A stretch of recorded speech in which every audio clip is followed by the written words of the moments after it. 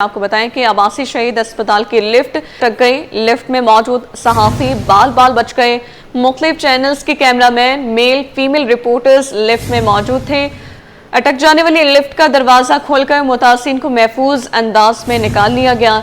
चंद माह कबल मेयर और डिप्टी मेयर इसी लिफ्ट में फंस गए थे। आपको बता रहे हैं कि आबासी शहीद अस्पताल के लिफ्ट चौथी मंजिल से आते हुए पहली मंजिल पर अटक गई। लिफ्ट में मौजूद सहाफी बाल बाल बच गए, जबकि मुख्तलिफ चैनल्स के cameraman male female reporters lift में मौजूद थे। अटक जाने वाली लिफ्ट का दरवाजा खोलकर मुतासिन को महफूज अंदाज में निकाल लिया गया। चंद माह कबल मेयर और डिप्टी मेयर इसी लिफ्ट में फंस गए थे। लिफ्ट में मौजूद सहाफी बाल बाल बच गए हैं। मुख्तलिफ चैनल्स के cameraman male female reporters lift में मौजूद थे। अटक जाने वाली लिफ्ट का दरवाजा खोलकर मुतासिन को महफूज अंदाज में निकाल लिया गया। चंद माह कबल मेयर और डिप्टी मेयर इसी लिफ्ट में फंस गए थे। आबासी शहीद अस्पताल के लिफ्ट चौथी मंजिल से आते हुए पहली मंजिल पर अटक गई। लिफ्ट में मौजूद सहाफी बाल बाल बच गए हैं। तफसीलात जानने के लिए इब्राहिम रिंद ने हमें ज्वाइन किया है। इब्राहिम, बताइएगा क्या मामला है? जी देखिए, बिल्कुल ये मामला ये है कि ये आबासी शहीद अस्पताल की लिफ्ट है, जहाँ पर जो है मेयर कराची और डिप्टी मेयर यहाँ पर पहुंचे थे, जिन्होंने आज यहाँ पे हीमोफीलिया वेलफेयर सोसाइटी की जानिब से वहाँ पे वार्ड कैंप किया गया था। ख्वातीन की मुख्तलिफ बीमारियों से बचाव की तशखीस और इलाज के लिए वार्ड कैंप किया गया था। उसका इफ्तिताह करने पर यहाँ पर पहुंचे थे, जिसके बाद वो वहाँ से उसी लिफ्ट में वापस चले गए। लेकिन जब दोबारा सहाफियों को वहाँ से चौथी मंजिल से नीचे आना था, तो जब सहाफी सवार हुए जिनकी तादाद 6 से 7 थी, वो जब लिफ्ट के अंदर सवार हुए तो लिफ्ट चौथी मंजिल से नीचे आई, फर्स्ट फ्लोर पे आके अटक गई और इस दौरान जो है वो मुश्किल से दरवाजा खोलकर साथियों को उस लिफ्ट से निकाला गया। तो इस हवाले से साथियों ने भी शदीद गम और गुस्से का भी इजहार किया कि ये वही लिफ्ट है जिसमें इसी जगह का जब कराची वार्ड का इफ्तिताह करने आए थे, तो वो और डिप्टी मेयर इसी लिफ्ट में इसी तरह ही चौथे फ्लोर से नीचे आके अटक गए थे। इसी जगह पर यही लिफ्ट थी और आज साथियों के लिए भी वही लिफ्ट इस्तेमाल की गई कि वो भी वहाँ से चौथे फ्लोर से जब नीचे आए तो वहीं पर लिफ्ट अटक गई और वहाँ पे उनको शदीद मुश्किलात का सामना करना पड़ा। इस हवाले से खातून रिपोर्टर और जो उनके कैमरामैन थे उनको भी सर पे लिफ्ट का पंखा लगा, जिसके बाद उन्होंने अपना वहीं पे मायना कराया और वहाँ से चले गए। तो इस हवाले से मेयर कराची ने भी इस हवाले से नोटिस ले लिया। अस्पताल की इंतजामिया से जो है वो जवाब भी तलब किया गया इस हवाले से।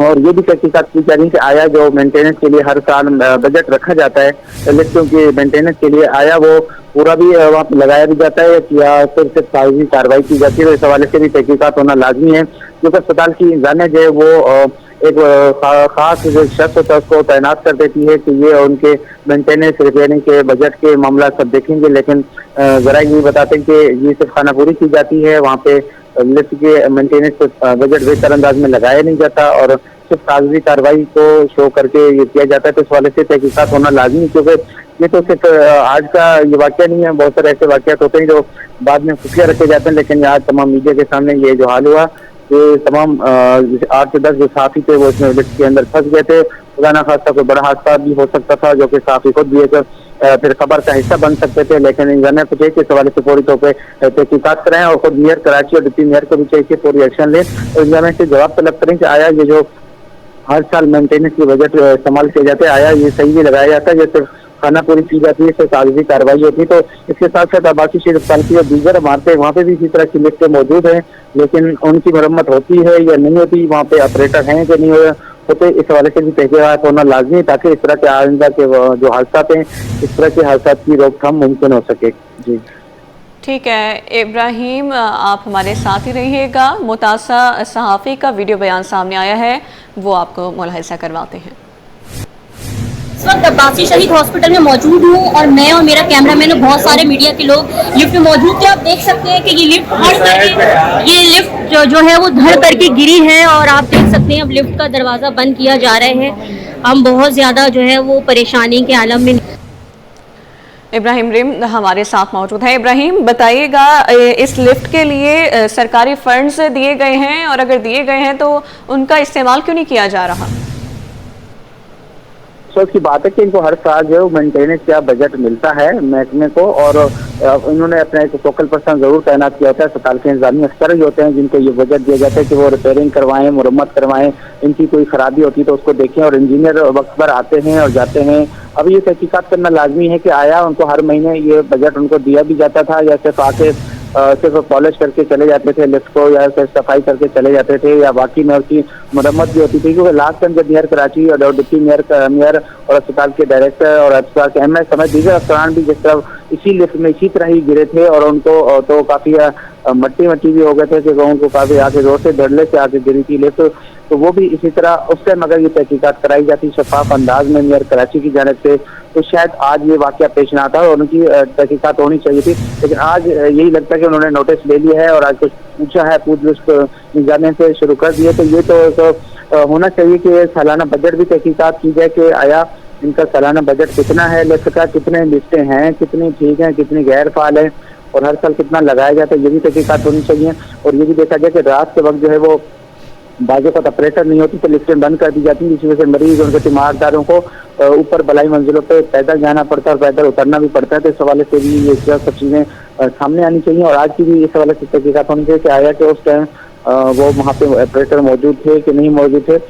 देखा यही जा रहा था कि जब मेयर कराची और डिप्टी मेयर यहाँ पे पहुंचे थे तो उस वक्त भी बड़ी तादाद में लोग अंदर घुसने की कोशिश कर रहे थे, लेकिन वहाँ पे जो सिक्योरिटी अमला था, पुलिस अधिकारी थे, उनको हटाया गया। इस वजह से वहाँ पे तो कंट्रोल में हो गया कुछ मामला, लेकिन बाद में जो लोग काफी धड़ल्ले से लिफ्ट के अंदर घुसने की कोशिश कर रहे थे। और ये बताया जा रहा है कि या तो पुरानी लिफ्ट हैं या वो इतना वजन बर्दाश्त नहीं कर सकती कि आए रोज इस तरह के वाक़यात होते रहते हैं। तो ये एक सवालिया निशान भी है बाकी शरीफ ताल्लुक की इंतजामिया से कि आया ये बजट इसका कितना है मरम्मत मेंटेनेंस का, और आखिर इनको लगाया भी जाता है या सिर्फ कागजी कार्रवाई, ये तहकीकात होना लाजमी है। जी बिल्कुल, तहकीकात होना लाजमी है। इब्राहिम रिंद हमें तफसीलात से आगाह करे थे, बहुत शुक्रिया।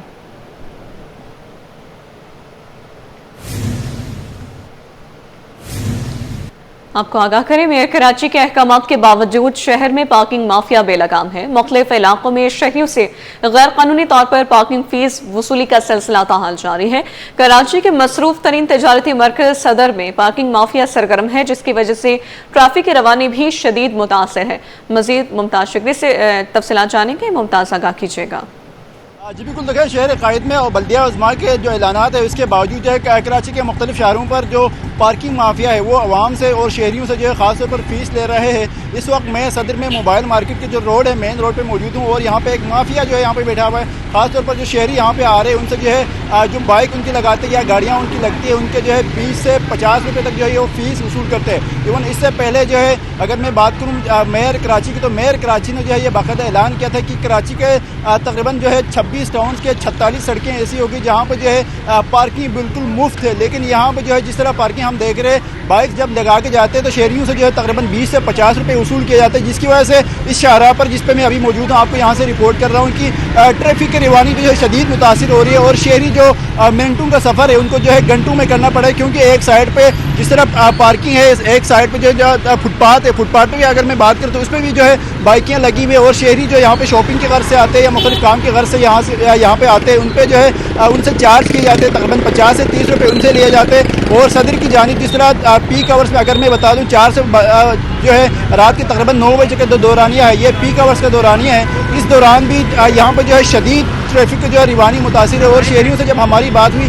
तो उनका कहना था कि मेयर कराची और बल्दिया उज़्मा जो है इस पर एक्शन ले लें इन माफिया के खिलाफ जो यहाँ पे बैठ के जो है पार्किंग पे फीस लेते और जिसकी वजह से जो है इन्हें परेशानी होती है। खासतौर पर अब्दुल्ला हारून रोड से जो है एम ए जिन्ना की जानिब जाने वाली जो सड़क है इस पर ट्रैफिक का इस वक्त जो है शदीद दबाव है और शहरियों को जो है खासतौर पर यहाँ पे शदीद मुश्किलात का सामना है। जी, गुलिस्तान जौहर ब्लॉक में बारिश के बाद खस्ताहाल 3 पोल गिर गए। हादसे में एक शख्स शदीद जख्मी हुआ है, जबकि पोल गिरने से इलाके की बिजली भी मुअत्तल हो गई है। इस पर तफसीलात जानने के लिए दुरेशवार ने हमें ज्वाइन किया है। दुरेशवार बताइएगा क्या अपडेट्स हैं। गुलिस्तान जौहर ब्लॉक 19 मुनीर आर्किड के करीब ये हादसा पेश आया है, जिसमें बारिश के बाद जो पोल है, बिजली के खंभे, वो खस्ता हाली के बायस एक साथ 3 के 3 गिर गए। अच्छा, वीडियो जो है सीरीज 21 को मौसूल हुई है, जिसमें साफ देखा जा सकता है कि पोल किस तरह से रोड सड़क पर पड़े हुए हैं। अच्छा जी, पोल गिरने से इलाके की बिजली भी मुअत्तल हो गई। इसमें एक शख्स जो था जो चाय पीने की घर से होटल पर आया हुआ था वो शदीद जख्मी हुआ है, जिससे फौरी तौर पर निजी एम्बुलेंस के जरिए अस्पताल मुंतकिल कर दिया गया। अभी जो है इलाके की जो पोजीशन, अगर हम पोजीशन पे बात करें तो इस वक्त के इलेक्ट्रिक की जानिब से पोल ठीक करने का जो काम है वो जारी है। जी दुरेशवार, बहुत शुक्रिया अपडेट करने के लिए। हालिया बारिशें और मुतवक्की सैलाबी सूरत हाल। सिंध ब्लड ट्रांसफ्यूजन अथॉरिटी की सेक्रेटरी डॉक्टर दुर्रेनाज जमाल ने भी सूबे भर के ब्लड बैंक्स को हिदायत जारी कर दी। कहा कि तमाम ब्लड बैंक्स अपने कोल्ड स्टोरेज के निज़ाम को मजीद बेहतर बनाएं और नौजवान अतिया देते रहें। मजीद तफसीलात जानते हैं इब्राहिम रिंद से। आगाह कीजिएगा इब्राहिम। जी देखिए, बिल्कुल सिंध भर में हालिया बारिशों के दौरान और मुतवक्का सैलाबी सूरत हाल से निपटने के लिए सिंध ब्लड ट्रांसफ्यूजन अथॉरिटी ने भी सूबे भर के तमाम ब्लड बैंक्स को जो हिदायत जारी कर दी है कि अपनी कोल्ड मेंटेन जो वो बेहतर अंदाज में रखें ताकि खून की जो अफादियत है वो बरकरार रहे। जबकि इसके अलावा अगर खुदा न खास्ता कोई डिज़ास्टर होता है तो वहाँ पर भी खून की फराहमी करने के लिए तमाम जो ब्लड बैंक्स हैं वो अपना भरपूर किरदार अदा करें। तो इस हवाले से हम बात करेंगे SBTA की सेक्रेटरी हैं डॉक्टर दुर्रेनाज साहिबा, उनसे पूछेंगे कि क्या हिदायत जारी की गई हैं और अगर खुदा न खास्ता सैलाबी सूरत हाल होती है तो वो क्या इकदाम किए जाएंगे ब्लड बैंक्स के हवाले से। मैडम बहुत शुक्रिया आपने टाइम दिया। ब्लड बैंक्स को क्या हिदायत जारी की गई है, अगर खुदा न खास्ता ये सूरत हाल होती है सैलाबी तो क्या ब्लड बैंक्स को हिदायत जारी की गई है? जी, हम जो है उनको लेटर लिख देते हैं सारे ब्लड बैंक्स को भी और जो कंसर्न हमारे डिस्ट्रिक्ट्स हैं वहाँ के DHOs को भी, क्योंकि ज़ाहिर है वो वहाँ के हेल्थ सिस्टम को देख रहे होते हैं। हमारी अपनी टीम्स फोकल पॉइंट्स होते हैं, वो जा के वहाँ पे हर ब्लड बैंक में जाके इन्वेंट्री देखते हैं कि क्या क्या ब्लड ग्रुप और कितना कितना ब्लड जो है वहाँ पे मौजूद है। प्लस जैसे कि आपने बोला अफादियत जो कि बहुत ज़्यादा ज़रूरी है।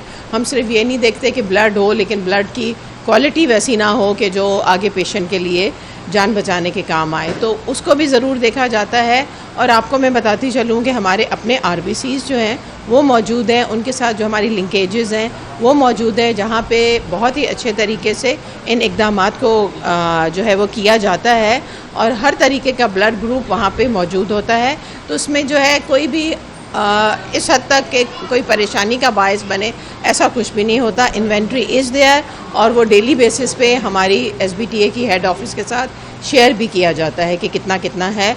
जहाँ कहीं ऐसी कोई सूरत हाल आ जाती है, कोई इम्पॉर्टेंट कोई प्रेशियस ग्रुप है मौजूद नहीं है, तो हम दूसरी जगह से उसको सप्लीमेंट करवा देते हैं।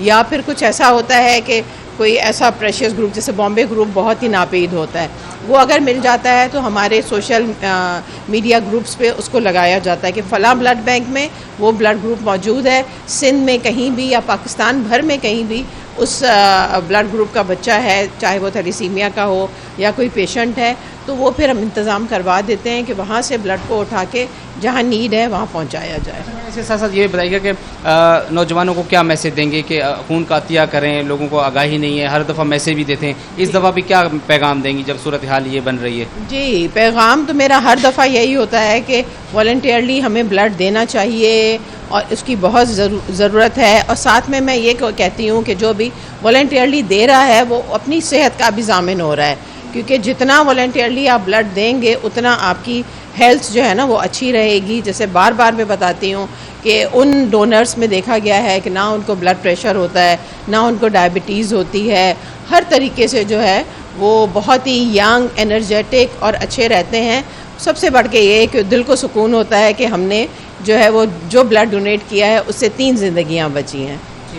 बहुत शुक्रिया डॉक्टर साहिबा ने तफसीली बताया कि जो अफराद जो भी नौजवान हैं या ख़वातीन भी जो भी खून के एहतियात करते हैं, एक तो उनकी सेहत ठीक रहती है, दूसरा है कि वो ख़ुद भी मुतमईन होता है कि वो किसी और की ज़िंदगी बचाने में भरपूर किरदार अदा कर रहा है। तो नौजवानों को चाहिए कि खून के एहतियात दें और इस हवाले से अगर खुदा न खास्ता सैलाबी सूरत हाल होती है तो भी सिंध ब्लड ट्रांसफ्यूजन अथॉरिटी जो मुकम्मल तौर पर तमाम ब्लड बैंक्स को जो है वो अलर्ट जारी किया हुआ है ताकि अगर ये सूरत हाल होती तो उससे निपटने के लिए तमाम लोग तैयार हैं।